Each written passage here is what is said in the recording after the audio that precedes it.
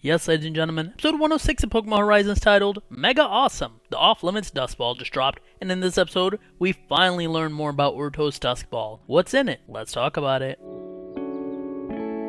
Roy and Uruto have an argument about the fact that the place he sleeps in, which is also the observation deck of the Brave Olivine, has stuff everywhere, including rocks. Uruto insists it isn't just junk, but Roy threatens to kick him out of the ship if he doesn't clean up. So, Uruto decides to run away and leave. Molly sees that he is leaving, but doesn't stop it from happening. She knows it's just kids being kids, and he'll probably end up returning. We then meet a kid named Rayu, and he has a Grafaiai. He uses that Grafaiai to make paintings and sell them in the streets. However, his Grafaiai only paints one color. We learn that that's because it has a super picky diet. It only eats nanab berries. He sees some kids talking about how a strong sphere can make a Pokemon super powerful. However, he doesn't have the money to buy it.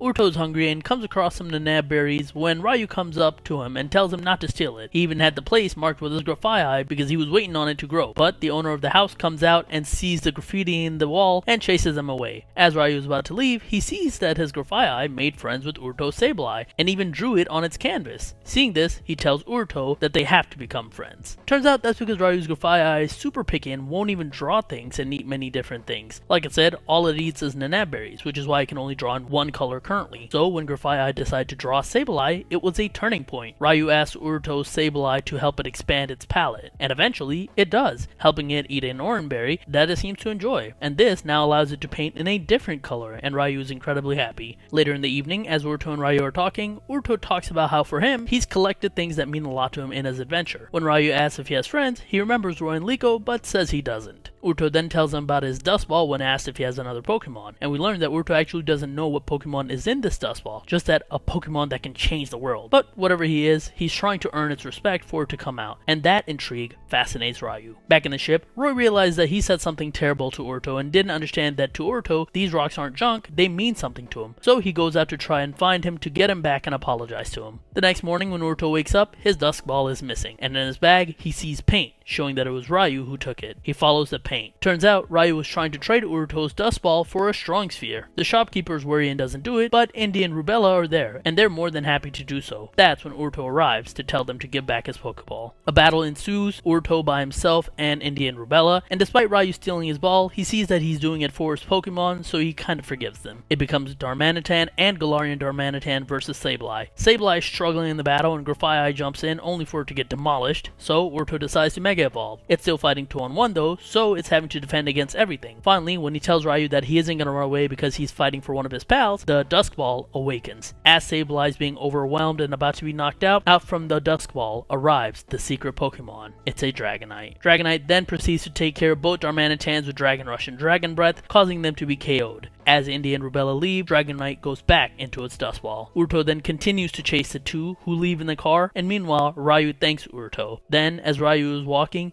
we see Roy looking for Uruto. He asks Rayu about Uruto, saying that he's his friend, so Rayu points him to where he went. As he's leaving, Roy tells Rayu that his Grafaiai painting is awesome, which makes both of them happy, and that's where we end this episode. A very different episode to the usual. The other episodes we've gotten about people's story are typically done in flashback form, but here it becomes a solo Uruto episode in the present day with a character of the day. Here we see that despite his abrasive nature, Uruto isn't a bad guy. He has his own struggles and issues, and he has things he cares about and worries about. I think for me, the thing that actually makes him as a character hard to root for isn't actually him, and this episode kind of made me realize that. It's really his dynamic with the group that just doesn't work in my opinion. He works way better in situations like this, where he's solo or he's with another character he can bounce off of more naturally. Maybe as the series goes on, I'll feel differently and the chemistry with him and the group will improve, but this episode really showed me that Uruto can work as a character. I also love the fact that Molly just allows this to happen. She basically did the same thing in her youth, leaving her life as Nurse Joy, so she's seen this happen. And as a former Nurse Joy, she's probably seen kids run away before, so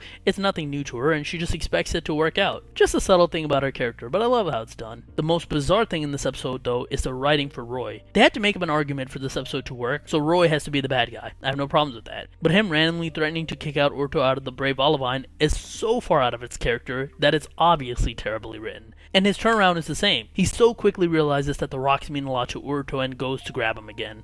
It all feels so rushed to try to get the solo episode to work, and you can really feel the authorial pen in this situation, but it just doesn't work and doesn't make for the best watch. Honestly, this could have been a solo episode without any of the other Rising Volt tacklers, and just have Roy show up next episode out of nowhere. It's not like they haven't done this prior, they did this with Liko just a couple episodes ago. Finally, the Dragonite being the surprise Pokemon I am a bit disappointed in. Yes, I know that they've recently revealed Mega Dragonite, so next week as part of their marketing, they're gonna have it Mega Evolve in the anime, but to me it just feels so wasted. Dragonite's such a common anime Pokemon. Ash had it in the series prior. I just wish it was something unique. I think what makes it worse is that this storyline is pretty similar to the Tarapago's pendant and the Rayquaza from the ancient Pokeball, except Dragonite isn't as legendary as one of those two Pokemon, so it just feels more disappointing. Overall, a solid episode, especially a good one when it's focused on Uruto and Rayu, but not Roy. Since this is seemingly a two-parter and next episode both Roy and Uruto will battle, I'm just hoping to see a great battle next episode. I feel like we haven't had that in the anime in a while. Let's see where the story of Uruto goes. But what about you guys? What did you guys think about this episode? Let me know in the comments down below. Don't forget to hit the like button, subscribe for more videos like this, and that's it. Have a wonderful day, and I'll talk to you guys later. Peace.